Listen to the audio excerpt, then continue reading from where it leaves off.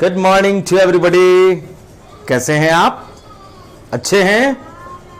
चलिए, बहुत अच्छी बात है। आप भी अच्छे हैं और मैं भी अच्छा हूं। आज मैं आप लोगों को एक ऐसे टॉपिक की ओर लेकर चलना चाहता हूं जो टॉपिक अक्सर लोगों को काफी कंफ्यूज करती है, और वो टॉपिक है use of the apostrophe mark. जी हां, बिल्कुल वही एपोस्ट्रॉफी मार्क, एपोस्ट्रॉफी मार्क जिसे अक्सर लोग पोस्ट ऑफिस एस कह देते हैं। कहीं ऐसा तो नहीं कि आप भी पोस्ट ऑफिस एस ही कहते हैं? बिल्कुल रॉन्ग। पोस्ट ऑफिस एस नहीं, दैट इज एपोस्ट्रॉफी मार्क।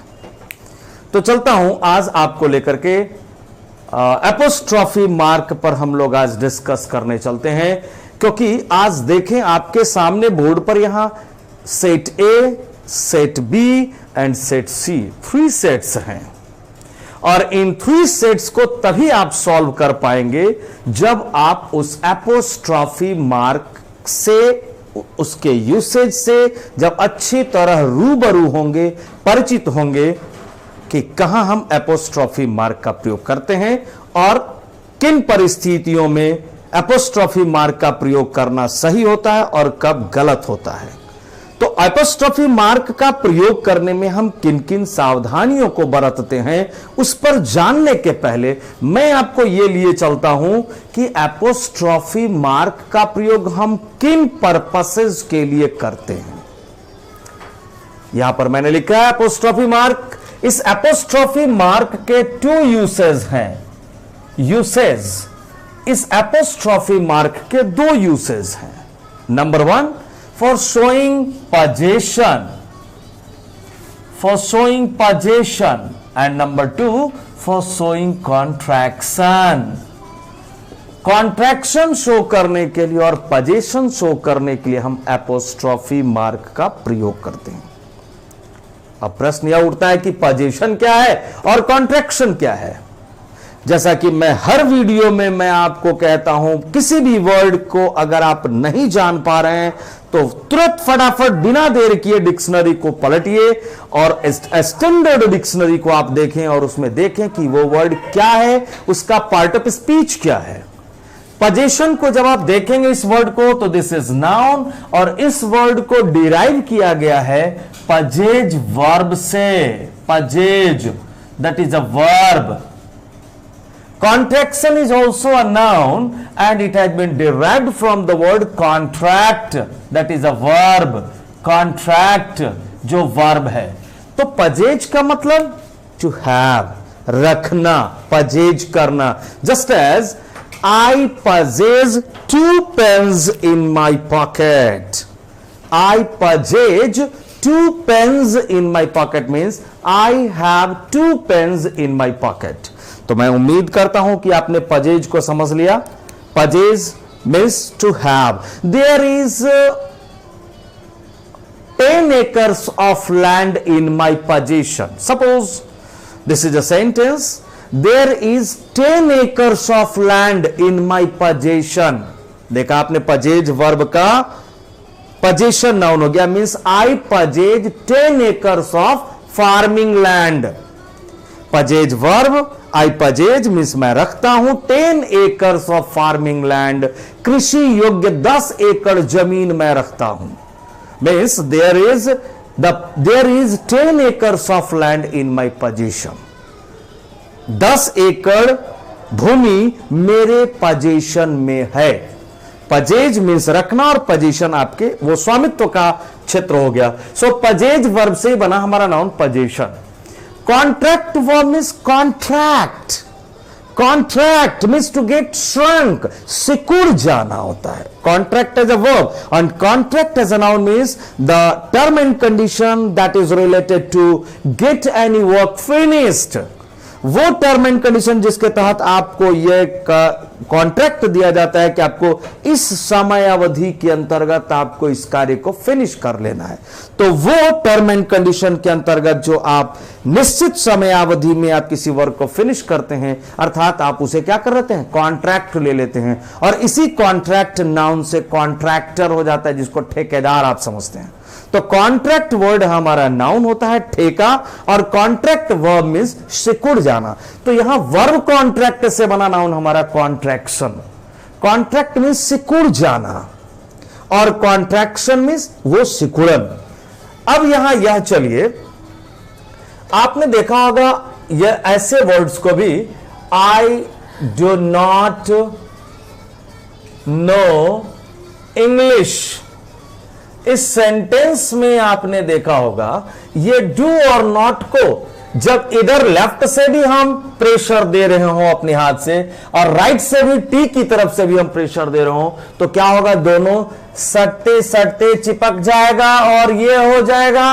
और फिर भी प्रेशर दे रहे हैं तो क्या होगा, DON एपोस्ट्रोफी T, अर्थात क्या इसमें गायब हो गया, जो दो वर्ड्स थे डू एंड नॉट, ये two words get contracted, contracted होते हैं, सिकुड़ते हैं, एक साथ होते हैं, और इंस्पाइट, और फिर भी उसके बावजूद जब हम प्रेशर देते हैं तो वो वर्ड्स क्या हो जाते हैं, कॉन्ट्रैक्ट कर जाते हैं, और एक वर्ड हमारा ओमिटेड हो जाता है, और वर्ड क्या बन जाता है हमारा, डोंट। सो डोंट में भी एपोस्ट्रॉफी मार्क का यूज किया गया, लेकिन यह एपोस्ट्रॉफी मार्क का यूज क्या शो कर रहा है, हमारा कॉन्ट्रैक्शन या possession. This is contraction, don't. एक दूसरा एग्जाम्पल मैं आपको लिए चलता हूं। आपने शायद विलियम शेक्सपियर की वो पोएम जो ड्रामा से लिया गया एज यू लाइक इट से, as you like it is the name of a drama composed by William Shakespeare, और विलियम शेक्सपियर ने उस ड्रामे में लिखा एक सॉन्ग को, एक पोएम को लिखा, जिसका फर्स्ट लाइन है all the world's a stage। Bihar board के +2 में ये पोएम पढ़ने को है। इस पोएम में, एवं उनके CBSE बोर्ड में भी इस पोएम को पढ़ने को था। मैं इस सेंटेंस को उस as you like it drama जो विलियम शेक्सपियर ने लिखा है, उस ड्रामे के फर्स्ट लाइन, उस ड्रामे के पोएम के फर्स्ट लाइन को मैं यहां लिख रहा हूं, all the world's a stage, all the world's a stage. अब यहां यह आइडेंटिफाई करना है कि ये वर्ड्स हमारा जो एपोस्ट्रॉफी का साइन है, यह साइन पजेशन को शो कर रहा है या कॉन्ट्रैक्शन को शो कर रहा है। पजेशन को शो करेगा तो हमारा दूसरा, मैं खुद से अपना एग्जांपल दे रहा हूं, all the world's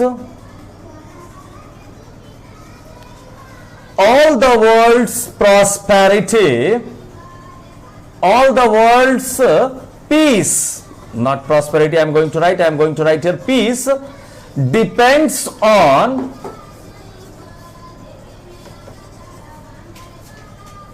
man's humanity. Here this sentence, ये दो सेंटेंसेस दिए गए, sentence number 1 and sentence number 2। देखा जाए, all the world's a stage, दूसरा sentence, all the world's peace depends on man's humanity. इन दो सेंटेंसेस में आपको आइडेंटिफाई करना है कि कहां पजेशन और कहां कॉन्ट्रैक्शन है। जहां पजेशन होगा उसके पजेशन की बात होगी, ऑल वो जिसको कह लेते हैं आप हिंदी में आसानी से समझने के लिए कि पजेशन तब होगा जब वहां उसका अर्थ का या की होगा। बट मैं आपको का और की मदद से नहीं समझाना चाहता हूं, क्योंकि पजेशन, जैसे मैंने बोला आपको, पजेशन मीन्स उसके अधिकार के क्षेत्र में है हमारा। अब यहां पर ऑल द वर्ल्ड्स पीस, पूरी दुनिया की शांति, डिपेंड्स निर्भर करती है, पूरी दुनिया की शांति, ऑल द वर्ल्ड्स पीस, पूरी दुनिया की शांति डिपेंड्स निर्भर करती है ऑन मैन्स ह्यूमैनिटी, मानव की मानवता पर निर्भर करती है।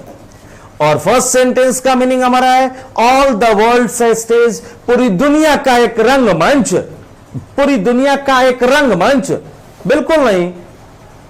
ऑल द वर्ल्ड से stage means all the world is a stage. यहां है हमारा all the world is a stage, यह है हमारा वर्ल्ड इज अ स्टेज, पूरी दुनिया एक रंगमंच है। Where all the men and women merely players, जिस दुनिया के रंगमंच पर सारे पुरुष सारी स्त्रियां सभी मात्र उसके प्लेयर्स हैं। So here all the world's light में go, okay, so be ready with your cracker. Here in this sentence all the world's a stage, पूरी दुनिया एक रंगमंच है। अब यहां पर ये वर्ल्ड इज का हमारा है कॉन्ट्रैक्टेड फॉर्म वर्ल्ड्स। जब इस वर्ल्ड इज का कॉन्ट्रैक्टेड फॉर्म है, अर्थात इस फर्स्ट सेंटेंस में क्या शो कर रहा है हमारा, दिस शोज कॉन्ट्रैक्शन, कॉन्ट्रैक्शन। और जब ये कॉन्ट्रैक्शन शो कर रहा है एंड यहां सेकेंड सेंटेंस में all the world's peace depends on man's humanity, पूरी दुनिया की शांति मनुष्य की मानवता पर निर्भर करती है। यहां हमारा वर्ल्ड्स पीस देख रहे हैं, पीस के बाद नाउन है और वर्ल्ड्स हमारा ये क्या शो कर रहा है, पोजेशन।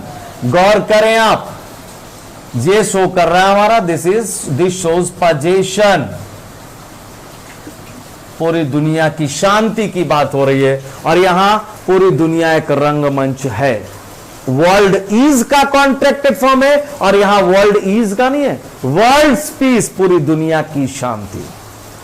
तो मैं उम्मीद करता हूं अब आप सक्षम हो गए होंगे पोजीशन कब शो करेगा एपोस्ट्रोफी मार्क और कॉन्ट्रैक्शन कब शो करेगा।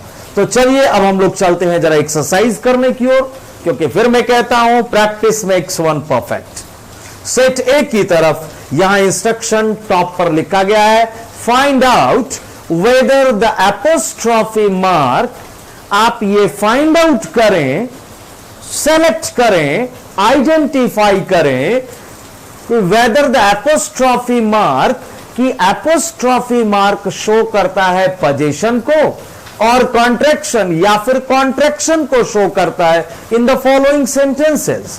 निम्नलिखित वाक्यों में एपोस्ट्रोफी मार्क का प्रयोग पोजीशन को शो करता है या कॉन्ट्रैक्शन को शो करता है, आप इसे फाइंड आउट करें। तो चलते हैं, 8 सेंटेंसेस हैं इस सेट ए में, मैं एक एक करके सभी 8 सेंटेंसेस को मैं रिसाइट करता हूं। The first sentence is Ram's honest in all his डिड्स।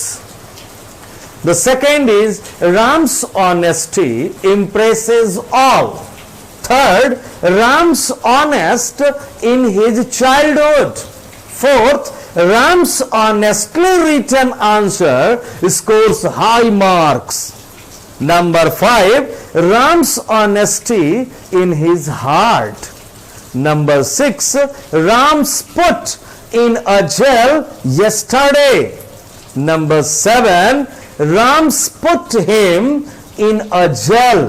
Number 8, Ram's put down infuriated his friend.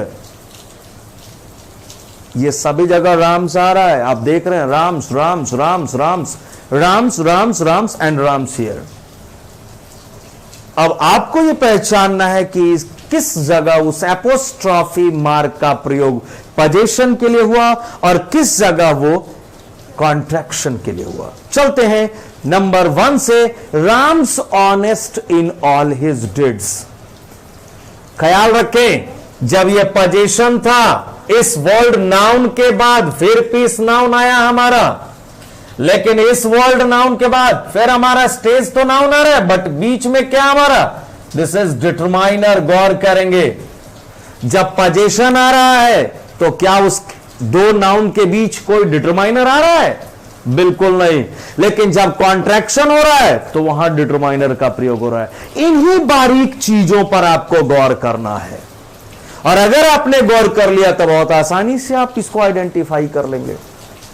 फिर पुनः मैं कह रहा हूं कि वर्ड्स के पार्ट्स ऑफ स्पीच को अगर आप आइडेंटिफाई कर लिए तो इन सारे सेंटेंसेस में पता चल जाएगा एपोस्ट्रॉफी मार्क कहां पोजीशन शो कर रहा है और कहां कॉन्ट्रैक्शन शो कर रहा है। मैं फिर आपको कह रहा हूं उस तरफ ले जाने की ओर, पहले कि वर्ड्स पीस सेकेंड सेंटेंस में पोजीशन आ रहा है, वर्ड भी नाउन पीस भी नाउन। फर्स्ट सेंटेंस में हमारा कॉन्ट्रैक्शन आ रहा है, वर्ड्स अ स्टेज वर्ड भी नाउन है और अ स्टेज भी नाउन, बट दोनों में फर्क यही है कि फर्स्ट सेंटेंस में नाउन के पहले डिटरमाइनर आया है, बट सेकंड सेंटेंस जिसमें पोजीशन शो हो रहा है उसमें पीस के पहले कोई आर्टिकल का प्रयोग नहीं हुआ है। तो चलिए अब पुनः फर्स्ट सेंटेंस की ओर। Ram's honest in all his deeds. इस फर्स्ट सेंटेंस में Ram is noun, a person's name, Ram एक व्यक्ति का नाम है, प्रॉपर नाउन है, और यहां ऑनेस्ट हमारा क्या है? क्या यह नाउन है? जब डिक्शनरी में आप देखेंगे तो क्या मिलता है? ये ऑनेस्ट वर्ड नाउन? नो। फिर क्या? Correct, honest is an adjective. बिल्कुल सही, जिसको हिंदी में कह लेते हैं ईमानदार, और उसका नाउन क्या हो जाता है? ऑनेस्टी। एडवर्ब क्या हो जाता है? ऑनेस्टली। तो honest adjective, honesty noun, honestly adverb, these words are considered to be a word family. अब चलते हैं हम यहां, ऑनेस्ट हमारा एडजेक्टिव है, तो जब एडजेक्टिव है तो क्या ये पोजीशन है? पोजीशन में खास करके क्या ध्यान देना है कि उस नाउन के बाद जिसके साथ एपोस्ट्रोफी एस लगा हुआ है उसके बाद नाउन। तो यहां नाउन जिसके साथ एपोस्ट्रोफी एस लगा हुआ उसके बाद नाउन नहीं है, एडजेक्टिव है। तो राम्स ऑनेस्ट, राम की ईमानदार इन ऑल हिज डिड्स। क्या ये मीनिंगफुल सेंटेंस है? राम की ईमानदार इन ऑल हिज डिड्स, उसके सारे कार्यों में कोई वर्ब ही नहीं है इसमें, तो वर्ब ही नहीं है, वही वर्ब यहां इस एपोस्ट्रॉफी मार्क के साथ हिडन है। और क्या हिडन है हमारा? Ram's honest means Ram is honest. Correct, Ram is honest, और ये दो वर्ड्स का कॉन्ट्रैक्टेड फॉर्म है, सिकुड़ा हुआ रूप है, तो कॉन्ट्रैक्शन शो करने के लिए यहां एपोस्ट्रॉफी मार्क का प्रयोग हो रहा है। राम इज ऑनेस्ट, राम ईमानदार है, इन ऑल हिज डीड्स, अपने सारे कार्यों में राम ईमानदार है। आपने ये देखा फर्स्ट सेंटेंस क्या शो कर रहा है हमारा? कॉन्ट्रैक्शन। बिल्कुल सही, वेरी गुड। चलते हैं अब हम सेकेंड सेंटेंस की ओर। Ram's honesty impresses all. अभी मैंने बताया था ऑनेस्ट वर्ड के वर्ड फैमिली की तरफ, honest adjective, honesty noun, uncountable, honestly adverb. अब यहां क्या है? ये राम्स के बाद ऑनेस्टी वर्ड क्या? Correct, honesty is noun, Ram is also noun. So Ram's honesty in impresses all. Ram की ईमानदारी हर किसी को प्रभावित करती है। राम की ईमानदारी, हुज ऑनेस्टी, पोजीशन शो कर रहा है।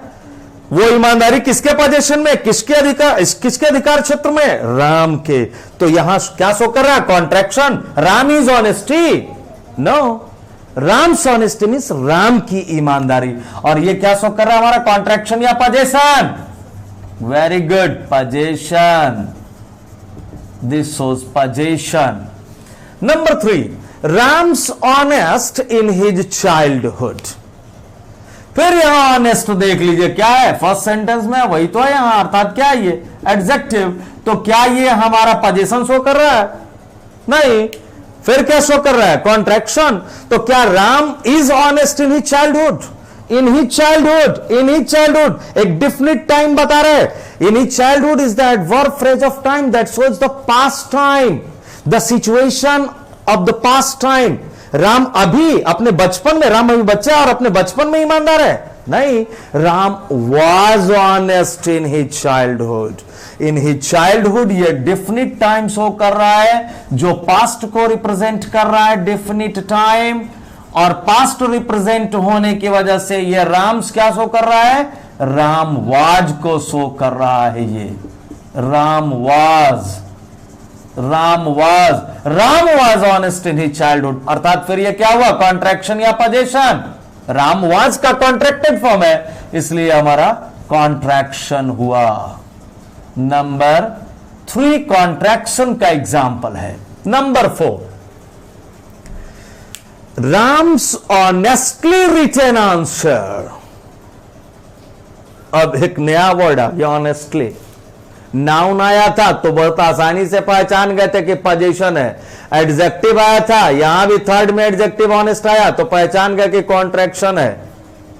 यहां अब आ गया एडवर्ब, ऑनेस्टली एडवर्ब, तो राम्स ऑनेस्टली रिटन आंसर। अब क्या है यहां, Ram is honestly written answer. ये ऑनेस्टली किसको क्वालिफाई कर रहा है, adverb. This is an adverb not an adjective. Written V3 form is an adjective here and answer is noun. Written answer को क्वालिफाई कर रहा है, ऑनेस्टली रिटन को क्वालिफाई कर रहा है। मूल रूप से इस राम के बाद कौन आ रहा है, आंसर, राम्स आंसर। लेकिन कैसे, किस तरह का आंसर, ऑनेस्टली रिटन आंसर, ईमानदारी पूर्वक लिखा गया जवाब, लिखा गया उत्तर। राम का ईमानदारी पूर्वक लिखा गया उत्तर scores high marks, high marks को स्कोर करता है। अर्थात यहां यह राम्स के साथ कौन सा नाउन, आंसर आ रहा है। आपको सिर्फ कंफ्यूज करने के लिए, चाहता तो मैं यह सिर्फ लिख सकता था राम्स आंसर, राम्स आंसर, तो वहां बड़ी आसानी से पहचान लेते कि आंसर हमारा नाउन है। लेकिन कंफ्यूज करने के लिए मैंने ऑनेस्टली एडवर्ब को मेंशन किया, उसके बाद रिटन V3 एडजेक्टिव और फिर उसके बाद नाउन को मेंशन किया। तो मैं उम्मीद करता हूं सेंटेंस नंबर 4 भी क्लियर हो गया होगा कि यह सेंटेंस नंबर 4 हमारा पोजीशन शो कर रहा है या कॉन्ट्रैक्शन, बताएंगे। Ram's honestly written answer, Ram की ईमानदारी पूर्वक लिखा गया जवाब स्कोर्स हाई मार्क्स, काफी अच्छे अंक स्कोर करता है। अर्थात this shows what, Ram noun and score noun, तो क्या हो गया हमारा, करेक्ट, पोजीशन का एग्जाम्पल हो गया। Number 5, Ram's honesty in his heart. Ram's honesty in his heart, यहां बहुत आसानी से आप पहचान लेंगे आप कि राम भी नाउन, ऑनेस्टी भी नाउन, और इसलिए सर ये क्या है, अभी अभी तो बताए थे आप कि नाउन और फिर ये नाउन होगा तो हमारा कॉन्ट्रैक्शन या पोजीशन, पोजीशन। लेकिन सर पोजीशन क्या सही है, sorry, that is not position. क्योंकि देख लीजिए क्या सेंटेंस मीनिंगफुल है, यह एक सेंटेंस है, लास्ट में फुल स्टॉप है। राम की ईमानदारी उसके दिल में, क्या राम की ईमानदारी उसके दिल में जी नहीं, राम की ईमानदारी नहीं, Ram has honesty in his heart. Ram honesty रखता है, Ram has honesty means Ram possesses honesty in his heart, अपने दिल में राम ईमानदारी रखता है। अर्थात यहां राम, राम्स क्या शो कर रहा है, राम हैज को, और राम हैज का कॉन्ट्रैक्टेड फॉर्म है राम्स, तो ये क्या पोजीशन शो कर रहा है, बिल्कुल नहीं, क्या कॉन्ट्रैक्शन शो कर रहा है। नंबर 6 की ओर, नंबर 5 को फिर से मैं बोल दूं, Ram has honesty in his heart, Ram ईमानदारी रखता है अपने दिल में। Number 6, Ram's put in a jail yesterday. Ram's put in a jail yesterday, आप देख रहे हैं यस्टरडे पास्ट टाइम शो करने वाला एडवर्ब है, पास्ट टाइम शो करने वाला ये वर्ड है एडवर्ब। यस्टरडे को जब आप देखेंगे डिक्शनरी में तो Ram's put in a jail yesterday, कल ही क्या शो कर रहा है, पुट हमारा नाउन है, पुट वर्ब है। ये पुट V1 V2 V3 क्या है हमारा, दिस इज V3, और ये क्या शो कर रहा है, Ram's, Ram is put in a jail yesterday, Ram was put, was क्यों, क्योंकि यस्टरडे हमारा पास्ट टाइम को शो कर रहा है, और पास्ट टाइम को जब शो करता है तो हम क्या मेंशन करते हैं, पास्ट टेंस का प्रयोग करते हैं। यह सेंटेंस पैसिव का हो गया हमारा, Ram was put in a jail yesterday, Ram को एक जेल में डाल दिया गया कल, Ram was put in a jail yesterday. मैं उम्मीद करता हूं अब यहां समझ गए होंगे कि नंबर 6 हमारा क्या शो कर रहा है, पोजीशन या कॉन्ट्रैक्शन। राम वाज का है कॉन्ट्रैक्टेड फॉर्म, तो अनडाउटेडली दिस शोज कॉन्ट्रैक्शन को शो करता है। नंबर 7 की ओर चलते हैं हम। Ram's put him in a jail. फिर आया वही चीज, सिर्फ इसमें क्या है, सारे सब वही वर्ड्स हैं। यस्टरडे इसमें गायब हो गया। नंबर 6 में यस्टरडे था, नंबर 7 में यस्टरडे नहीं है। नंबर 6 में क्या था, पुट के बाद हिम नहीं था, लेकिन नंबर 7 में हिम है। एक वर्ड के हेर फेर से देखिए कितना कुछ चेंज हो जाता है। वही जो कहावत है ना उर्दू में, नोख्ते के हेर फेर से खुदा जुदा हो जाता है। दोनों ही वर्ड को, खुदा और जुदा को, जुदा, मैं जुदा बोल रहा हूं, खुदा और जुदा को, दोनों को उर्दू में जब लिखा जाता है सेम बिल्कुल होता है, बस फिर सिर्फ एक पॉइंट, एक नोक्ते का डिफरेंस होता है। और यदि नोक्ता ऊपर हो गया, बिंदु ऊपर हो गया, पॉइंट ऊपर हो गया तो खुदा हो गया, वही पॉइंट अगर नीचे आ गया तो जुदा हो गया। आप देख लीजिए वही कुछ है यहां नंबर 6 और 7 में। Ram's put in a jail yesterday, Ram was put in a jail yesterday, Ram's put him in a jail, him आ गया और यहां से यस्टरडे को ओमिट कर दिया गया। यहां हिम का आना शो कर रहा है, दिस इज एन ऑब्जेक्ट, इस पुट का। अब यहां पुट हमारा क्या है, V3 फिर है, लेकिन राम इज पुट हिम नहीं, क्या हो गया ये, Ram has, Ram has put him in a jail, present perfect का सेंटेंस हो गया। राम ने उसे पुट कर दिया है, Ram has put him, Ram ने उसे डाल दिया है इन अ जेल, एक जेल में डाल दिया है। यहां फिर देख रहे हैं राम्स क्या शो कर रहा है, कॉन्ट्रैक्शन है किसका, राम हैज का, ये शो कर रहा है हमारा क्या, कॉन्ट्रैक्शन। नंबर 8 की ओर चलते हैं। Rams put down, infuriated his friend. Number 6 आपने देखा कॉन्ट्रैक्शन, नंबर 7 आपने देखा contraction. Rams put down, infuriated his friend. अब यहां ये पुट डाउन देख रहे हैं, पुट हाइफन डाउन आ रहा है, पुट हाइफन डाउन, इसमें कहीं कोई पुट के बाद हाइफन नहीं आ रहा था। दिस पुट डाउन को जब आप देखेंगे डिक्शनरी में तो put down is a noun, means a sarcastic language, a sarcastic comment, किसी पर छींटाकसी करना, उसका मजाक उड़ाना, माहौल बनाना, और बनाने का वो शब्द। तो राम्स पुट डाउन, राम का कमेंट, राम के द्वारा जो कमेंट किया गया वो राम का कमेंट इन्फ्यूरिएटेड हिज फ्रेंड, उसके दोस्त को गुस्सा दिला दिया। अब आप देख रहे हैं राम्स पुट डाउन, यहां राम भी नाउन, पुट डाउन भी नाउन, ये क्या शो कर रहा है, पोजीशन, बिल्कुल सही। अब आपने देखा यहां एपोस्ट्रॉफी मार्क का प्रयोग हम पोजीशन और कॉन्ट्रैक्शन के लिए किस तरह करते हैं। सेट ए के सारे 8 सेंटेंसेस आपको यह क्लियर कर दिया होगा कि एपोस्ट्रॉफी मार्क का प्रयोग का मतलब का या की नहीं, आपको वहां कॉशियसली गौर करना है। You have to be careful there and you have to pay attention to the sentences written there. अब चलता हूं मैं सेट बी की ओर लेकर के। देखिए बहुत ही कॉमनली यूज्ड ये वर्ड्स हैं। मैम, अक्सर लोग कहते हैं मैम, जरा मेरा ये एप्लीकेशन है जरा देख लीजिए, तो मैम बोलते हैं।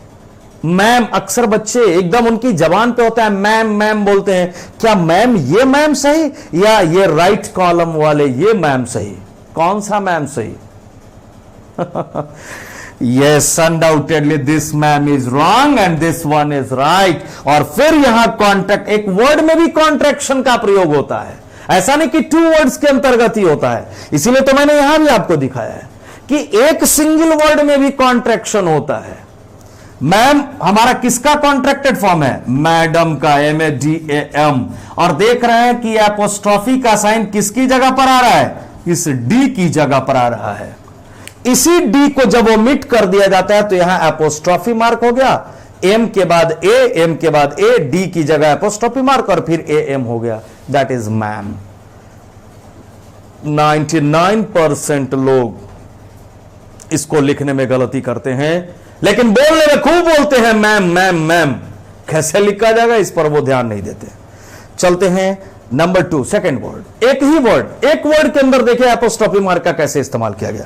ओवर, ओवर वर्ड हमारा नाउन भी होता है, प्रीपोजिशन भी होता है, एडवर्ब भी होता है।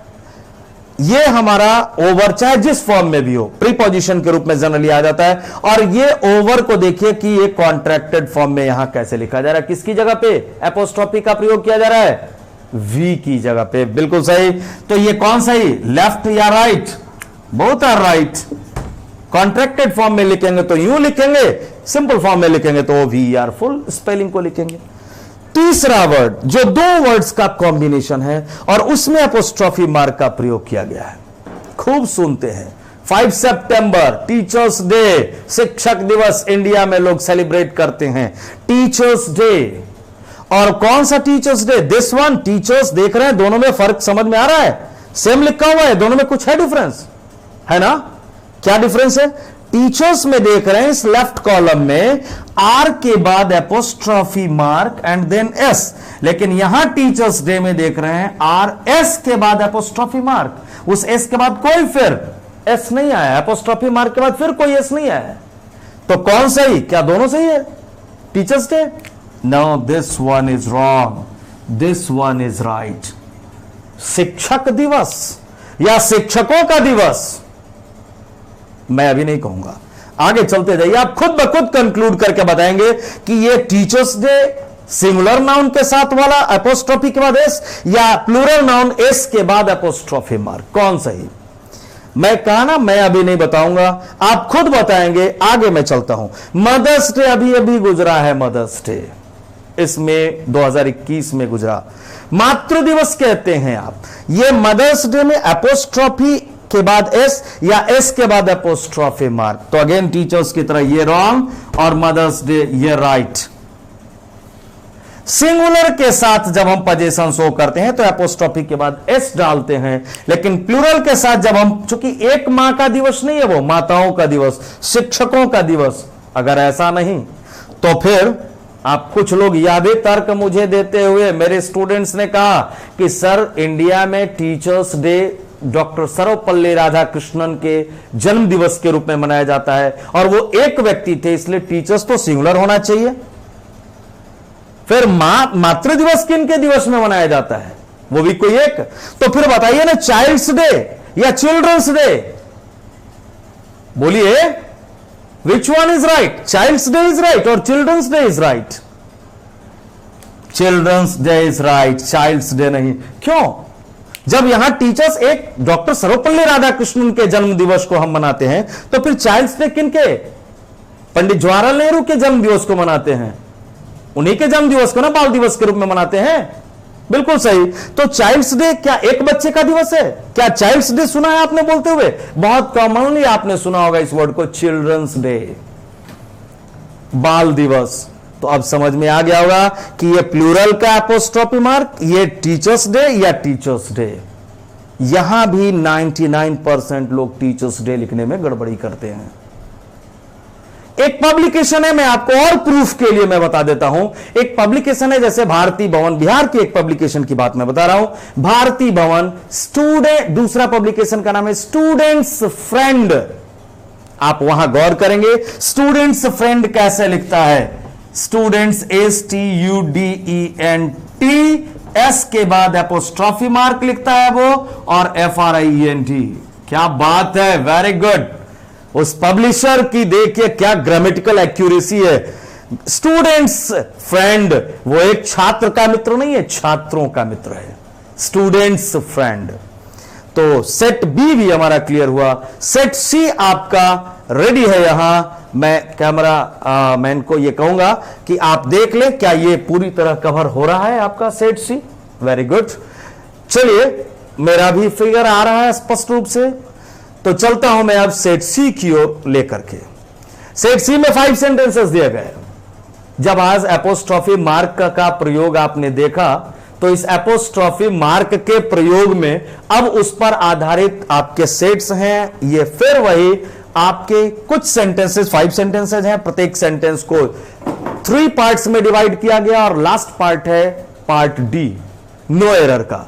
आप देख रहे हैं the girls hostels being vacated, the girls के बाद स्लैश मार्क है, हॉस्टल्स के बाद फिर स्लैश मार्क, बीइंग वैकेटेड के बाद स्लैश मार्क, और लास्ट है हमारा no error.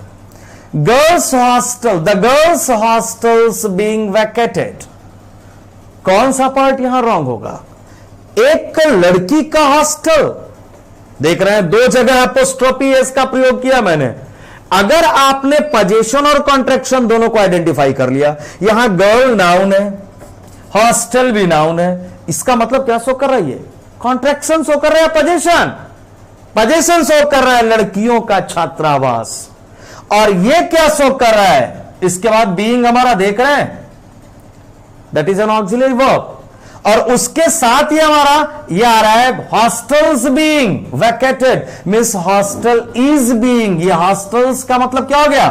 Hostel is being vacated. तो गर्ल्स हॉस्टल, एक लड़की का छात्रावास को खाली किया जा रहा है, नहीं, लड़कियों के छात्रावास को खाली किया जा रहा है। जब यह लड़कियों का होगा तो प्लूरल होगा, अभी अभी हमने बताया यहां पे शिक्षकों का होगा तो एस के बाद जब उसका प्लूरल एस लगाकर बनाया जाता है तो उसके लास्ट में सिर्फ हम एपोस्ट्रोफी मार्क देते हैं, उस एपोस्ट्रोफी मार्क के बाद एस का प्रयोग नहीं। अर्थात इस पार्ट ए में एरर है, इसकी जगह क्या हो जाएगा? GIRLS apostrophe mark. The girls hostel is being vacated, और इसका आंसर हो गया कौन सा पार्ट एरानियस है? Part A. Very good. Number 2, this girls house is being vacated. गौर करेंगे, दिस गर्ल्स, दिस हमारा डिटरमाइनर जब भी आता है किसी सिंगुलर काउंटेबल नाउन के पहले आता है। This pen, this boy, that boy, लेकिन दीज और दोज जब भी आएगा प्लूरल के साथ आएगा। तो यहां गर्ल्स आ रहा है, एस के बाद एपोस्ट्रोफी मार्क का मतलब यहां प्लूरल आ रहा है। तो this girls house is being vacated, नहीं, यहां दिस गर्ल्स की जगह या तो होगा ये फिर हमारा ए ही रॉन्ग है, या तो हो जाएगा this girls GIRL apostrophe S, या दीज गर्ल्स, हम इसे सुधारना होगा। यस, दीज गर्ल्स यूं लिखना होगा, या तो दिस गर्ल्स लिखना होगा। दिस गर्ल्स, इस लड़की का घर, इस लड़की के घर को वैकेट किया जा रहा है, खाली कराया जा रहा है, या इन लड़कियों के घर, एक ही घर में कई सारी लड़कियां रहती होंगी, उन लड़कियों के घर को खाली कराया जा रहा है। तो दोनों ही सिचुएशन में पार्ट ए हमारा रॉन्ग है, और इसलिए इसका आंसर हो जाएगा ए। क्लियर हो गया? चूंकि यहां क्यों ये रॉन्ग हुआ पार्ट ए? इसलिए रॉन्ग हुआ क्योंकि गर्ल्स में आप देख रहे हैं एपोस्ट्रोफी मार्क का प्रयोग एस के बाद किया गया, मींस प्लूरल के साथ एपोस्ट्रोफी मार्क का किया जा रहा है, जबकि दिस के साथ प्लूरल नहीं सिंगुलर आएगा, दिस के साथ दिस गर्ल्स होगा, या अगर प्लूरल करना है तो फिर दिस की जगह दीज करना होगा। These girls house is being vacated. Number 3 की ओर चलते हैं। These girls houses are being vacated. These girls' houses are being vacated. 3 sentence number 3 में चलते हैं। क्या कहना है यहां? These girls, यहां दीज के साथ नाउन हमारा प्लूरल आ रहा है गर्ल्स, लेकिन इसके साथ गड़बड़ी आ रही है कि इसके बाद एपोस्ट्रोफी नहीं। मैंने पहले ही बताया कि जब प्लूरल नाउन के साथ हमें पोजीशन शो करना है और उस प्लूरल नाउन के लास्ट में एस है तो सिर्फ एपोस्ट्रोफी मार्क का प्रयोग करेंगे। तो part A is also wrong. Houses are, ये क्या शो कर रहा है भाई? इस हाउसेज की जगह हमें एपोस्ट्रोफी की जगह सिर्फ प्लेन क्या लिखना होगा? Houses. These girls houses are, अर्थात इसमें हमारे दोनों पार्ट रॉन्ग हैं। दीज गर्ल्स, यहां ये एपोस्ट्रोफी मार्क के बाद एस नहीं होगा, हाउसेज में हमारा एपोस्ट्रोफी के बाद एस नहीं होगा क्योंकि ऑलरेडी इसका आर हमारा ऑक्सिलरी वर्ब है, इसलिए इसका प्लूरल फॉर्म में लिखेंगे हम, एपोस्ट्रोफी नहीं लगाएंगे। These girls houses are being vacated, इन लड़कियों के घरों को वैकेट कराया जा रहा है, खाली कराया जा रहा है। अर्थात यहां इसका आंसर हो गया, इसके 2 पार्ट्स में ए एंड बी दोनों पार्ट एरोनियस है। Number 4, the second last. These girls' house is being vacated. These girls, यहां देखिए these के साथ प्लूरल आ रहा है. First part is right. House is, house, इन लड़कियों के घर को खाली कराया जा रहा है. ये लड़कियां एक ही घर में रहती हैं, एक ही घर से बिलोंग करती हैं, एक ही घर से आती हैं, तो इन सारी लड़कियों के घर को खाली कराया जा रहा है. हाउस इज, यहां कॉन्ट्रैक्शन शो कर रहा है और यहां पोजीशन शो कर रहा है, तो यहां तो इसमें कहीं कोई एरर. दीज गर्ल्स हाउसेज या house is, these girls house is being vacated, इन लड़कियों के घर को खाली कराया जा रहा है. इसमें ना पार्ट ए में एरर, ना बी में, ना सी में, अर्थात हमारा करेक्ट आंसर डी. इसका नो एरर, आंसर हमारा D. Number 5, the last one. These girls houses are being vacated, इन लड़कियों के घरों को, लड़कियां हैं, सबों की अलग अलग घर हैं, और इन लड़कियों के, सभी लड़कियों के, उनके सारे घरों को आर, हाउसेज के साथ हमारा यहां आर आ रहा है, आर बीइंग वैकेटेड, उनको खाली कराया जा रहा है. So part A is also right, B is also right, C is also right. Here the answer is no error, D. Answer is no error, D.